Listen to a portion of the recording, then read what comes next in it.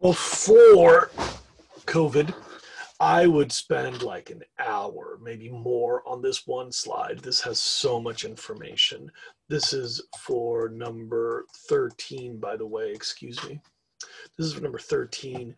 And what you're looking at is the best analysis I can find, probably the most reliable way to calculate this information for how the United States total budget of energy.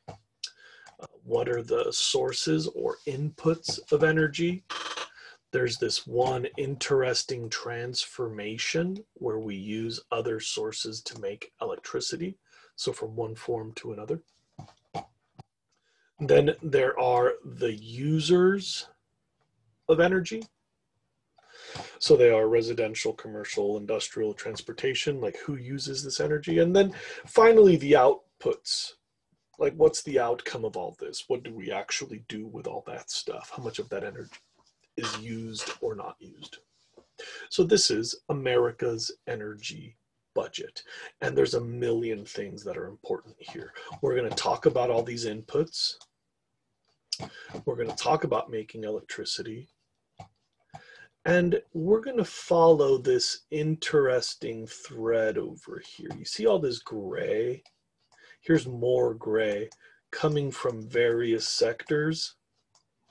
That's energy loss. That's energy that we do not capture. That's energy that we don't take advantage of, that we can't use. These are inefficiencies.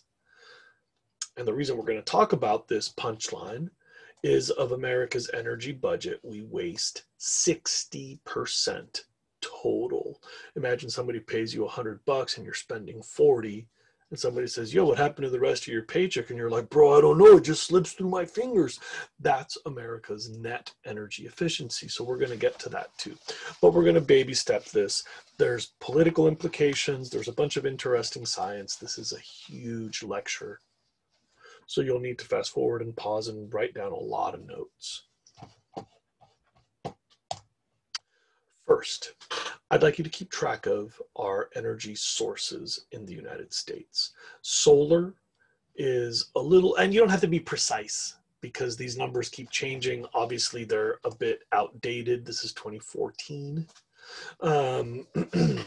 These numbers take at least a couple years to calculate and report. So the newest information I can give you, I think, is 2018 or 2017. But anyway, the one that I have in my slide deck is 2014. Okay, so you don't have to be exact, but solar power is less than 0.5%. This says 0.4. Nuclear in the United States is 8.3. Hydroelectric, like dams, is about 2.5%. Wind is almost 2% now. 10 years before, it was less than 0.01. Wind is fast growing in the United States. Geothermal is 0.2. And that's a damn shame. That's the heat from the earth. There's a lot of geothermal potential in the United States. In the United States, we get 27.5% of our energy from natural gas, 18 from coal, about 4.7, 4.8 from biomass, and about 35 from petroleum. Now you'll notice, if you do the math, 27.5, 18, and 35, that's like 60 or something. Well, I'm not doing the math. 35 plus 45 is 80%. There you go. Right around 80% of America's total energy is from fossil fuels. And holy mackerel, that's a lot. That's a lot because nuclear may have problems depending on who you ask. So biomass also, you know, a lot of that stuff is not necessarily sustainable. So the actual renewables, the stuff that the hippies get really excited about, the energy sources that don't run out, that's only 3, 4.5% 5.5%, less than 5% of America's total energy budget comes from renewables. Like I said, you don't have to memorize the exact numbers, but you probably got to know where they fit into a spectrum. And this is definitely worth knowing, and this is definitely worth knowing. Very important that you know those. Now, next, something I'd like you to add in your notes. I'd like you to add where these are going. So nuclear in the United States is basically flat.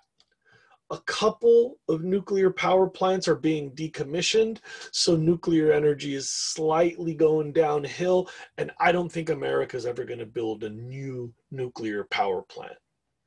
Since 1973, we haven't touched them. All the existing nuclear power plants are ancient. We still don't have a plan for the waste, so everybody's really nervous about that. We're just stacking up nuclear waste. Literally, the plan is there's no plan. So nuclear is going downhill a little bit.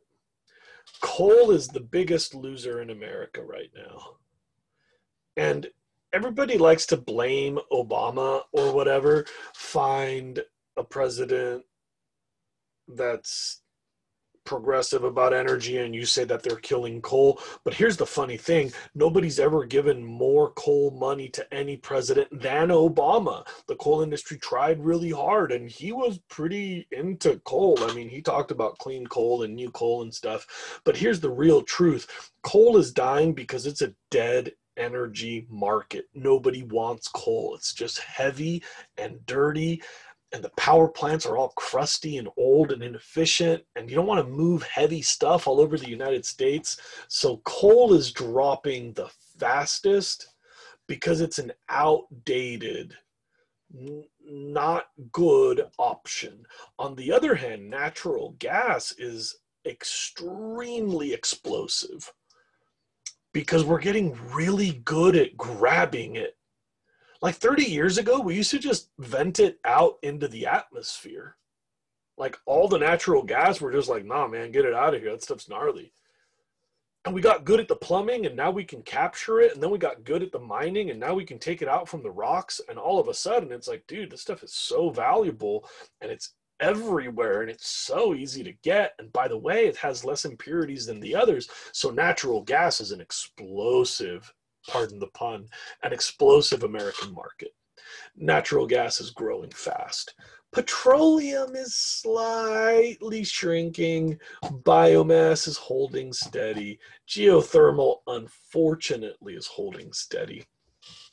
Wind is the fastest growing American energy source total, more than anything else as a percentage. It's now cheaper to install wind turbines than it is to install natural gas, coal, or petroleum power plants, not to mention nuclear, which is super expensive. Because wind is so cheap to install, and all the environmentalists love it, and you don't have to worry about the carbon issues. Wind kind of lasts forever.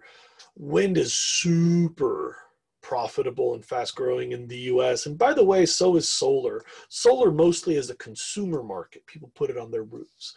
I'd like you to know which ones are going uphill and which ones are going downhill.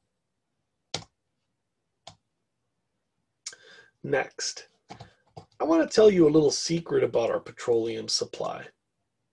And it's not in this image. The last year that I could find this data was a couple of years before this data set. I want to show you an earlier data set because it has something interesting. Check this out. These numbers are not precisely important, but what is important is the idea. Here's our petroleum supply, right? And here's our domestic amount.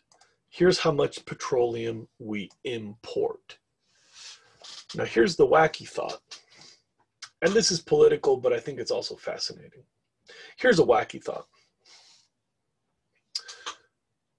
We, the United States, are the world's largest petroleum producer. We make more petroleum than Saudi Arabia. we're also the world's largest petroleum seller. We ship petroleum at a volume greater than Saudi Arabia. But you want to know what's wacky? We're also the world's largest importer of petroleum. We buy the most, we make the most, we sell the most. And this gets weird, right? Because in the United States, we always say we want to be energy independent. We want to get away from these political entanglements with parts of the world that don't reflect our values. I'm sure you've heard this. It's a rational concept. I do not want to send my money to the Saudi royal family. So a lot of Americans say, well, let's make our own petroleum. It's a reasonable idea. If that were the right solution, I would love making petroleum in the United States. But here's the funny thing. All that petroleum that we make in the United States, we don't really keep. We sell it.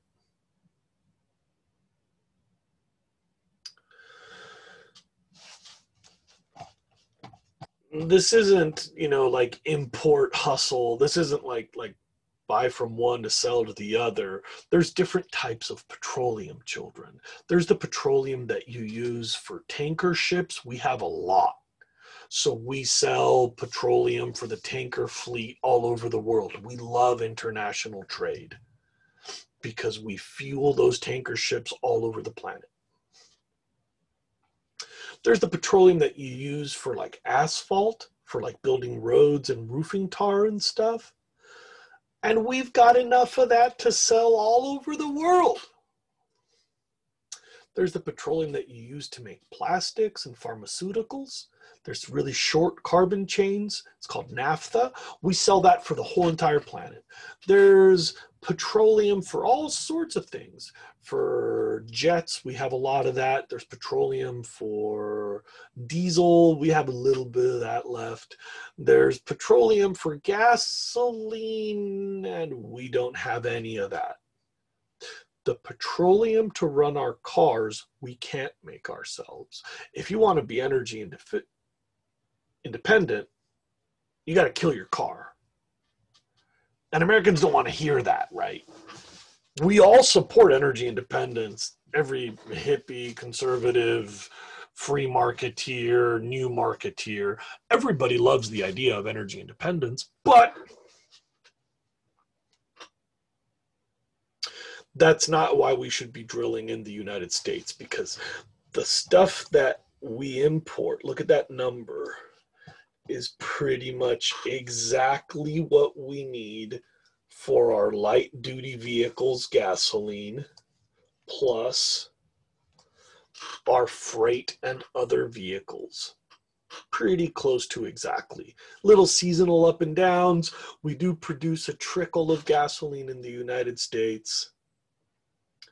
But really, of our total petroleum budget, we need to buy from others more than what we make ourselves, because the majority of our petroleum budget goes to freight and light duty vehicles.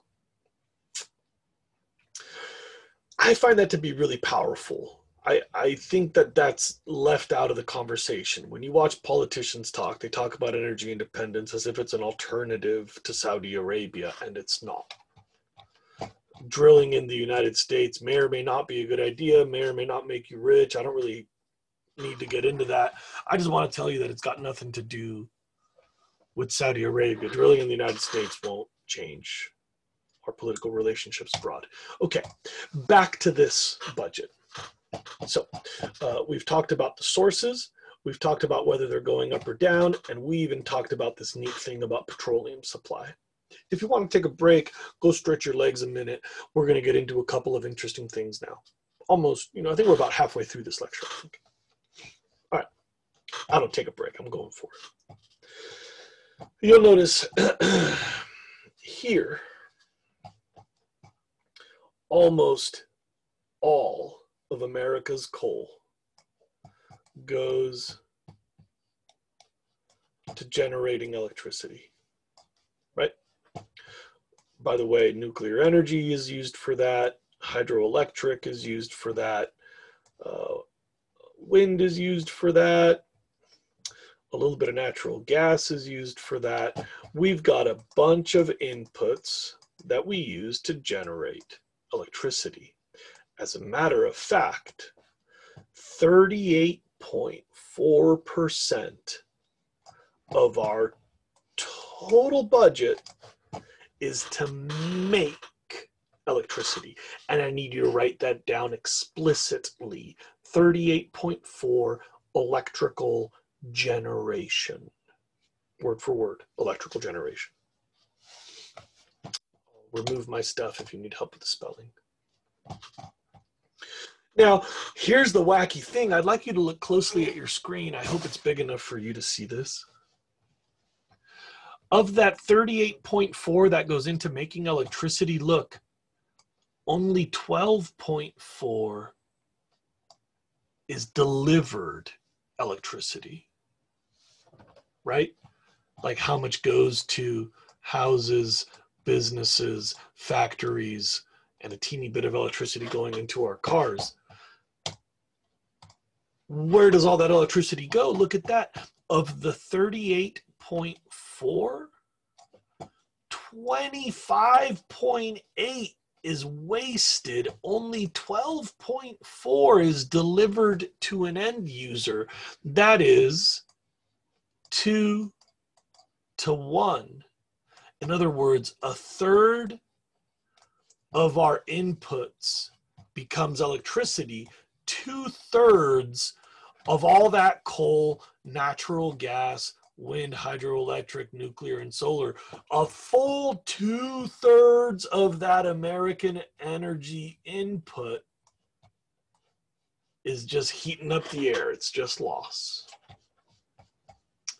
So I need to explain where that goes. Forgive me for just a quick moment. I have to turn on my other screen so that I can doodle for you. You're going to need on your paper a little line. Whoa, I hope my face didn't freeze. Mine froze on my screen and it looked really funny. I'd like you to draw a little line to talk about energy generation. Okay, this is all making electricity. Now watch this. This is fascinating. In the United States, almost all of our electricity is made by heating water until it makes steam, and then you compress that steam and use it to spin a turbine that powers a generator that makes electricity. Okay? I'll explain this system in great detail later in this unit. Don't worry, we're going to talk a lot about that. But I need to show you something. If you're putting 100 units of energy to make heat, some amount of heat is lost. Some amount of this steam escapes, right? In any transformation of energy, some quality is lost. The energy's still there, but some of it gets out over here, some of it gets out over there. There might be some friction or some resistance that's giving off heat. So here's the crazy thing, okay? You have to know these numbers, get ready. If you put 100 units of energy input to make electricity, you're only going to get about 2/3 of that as electricity, and about 1/3 is lost as heat to the environment. That's a loss, right? That is an inefficiency. This is the inefficiency part. About 1/3. I can't write. I don't even know what I'm saying anymore. Inefficiency. Next, you've got this stuff coming out of the power plant, but you got to put that on power poles and you got to ship that across the United States to get it into somebody's house so that they can like turn on the lights or whatever. And shipping electricity through wires is really clunky. As a national average, we've got some bad junction boxes. We've got some crappy wires. Everybody's got some funky stuff in their house. So of all of this, 1/2 is lost as energy. And what's 1/2 of 2/3, right? 1/2 of 66. That means only 1/3 of the energy is delivered to the end user. Now, I keep using 1/2 and 1/3, and this might be confusing, so think about this. If I lose 100 minus 1/3, that's going to leave me 66, which equals 2/3, right? And then if I lose 1/2 of that, that's going to leave me the final 1/3. So we have 1/3 lost in generation and 1/2 lost in transmission. Write that down. 1/3 lost in generation, 1/2 lost in transmission. These are giant wastes. Now, some of this is unavoidable, right? Obviously, some energy will always be lost because you're doing a transformation. So this number can only come down so far. But this number, that's a huge priority. The fact that we're losing 1/2 our electricity in the wires, electricity doesn't like wires. It has to line up all the atoms, and if the atoms aren't lined up, we'll talk about resistivity later. That's messy. That's clunky. This is probably the biggest energy efficiency goal that we could fix at the national level. A few presidents ago, there was a guy who hired a famous professor, and their number one policy for energy nationwide was to improve the grid so that we could not waste so much electricity. We lose 1/3 in generation, 1/2 in transmission.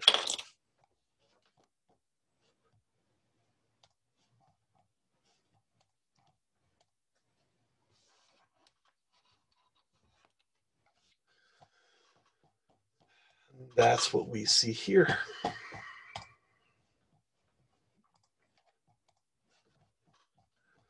Of all these inputs, the majority, a full 2/3 of that 38.4 that goes into making electricity, that's just lost to the air. That's just making hot air at the power plant and making hot air at the power pole and making hot air at all those wires and then making hot air at the junction box next to your house. They're not making electricity. Most of that energy is being lost. Only a small amount is delivered to the homes. That right there is the single largest source of America's inefficiency. We have to improve our electrical grid. Remember how excited I was about electric cars? Well, not this version. Not when 80% of our inputs is fossil fuels. No, thank you. Not when we're wasting 2/3 of all those inputs on top of them being polluting and causing climate change. Most of them aren't even becoming electricity. Nope. Homie, don't play. Almost done now. I'd like you to notice where the rest of the waste comes from. You'll notice that in our residential American energy usage, we're not wasting a ton because, homeowners are cheap and we have to pay the bills and we see the bills. So for most of us, residential energy use is pretty efficient. Our electricity, our natural gas, and a little bit of petroleum in some parts of the country are used pretty efficiently. Most of that residential is delivered, that's used, that's successful. And businesses are very efficient, right? Because they're all trying to compete with the other guy, right? Trying to get the profits out. So look, this is the free market working, honestly. Right? Businesses and factories, they can't afford to waste money. So they have very little waste. But look at transportation. That is the second largest target. That's really inefficient. Think about it. We use heat to make expansion, to drive pistons that move a crank that moves like belts and shafts and gears, to move wheels, to push heavy vehicles so that you can talk on your cell phone and show up at volleyball practice or whatever. Think of that. I mean, my car weighs like 1.5 tons or something. Of course, that's going to be inefficient. We heat the road, we heat the air. You can feel the heat on your tires and you can feel the heat on your hood, right? There's all sorts of inefficiency in transportation. So that's why we talk so much about our sources of electricity, about our grid, and about our cars. That makes up most of the waste. Stuff that you do in your house is important. Businesses could do better, factories could do better, but the main sources of America's wasted energy are electrical generation and transportation. Now we're almost done, almost entirely done with number 13, but I would like, actually we're done with number 13, but I would like to add number 14 on this slide. I'll make a break. I'll come right back. We'll do number 14 on the same slide.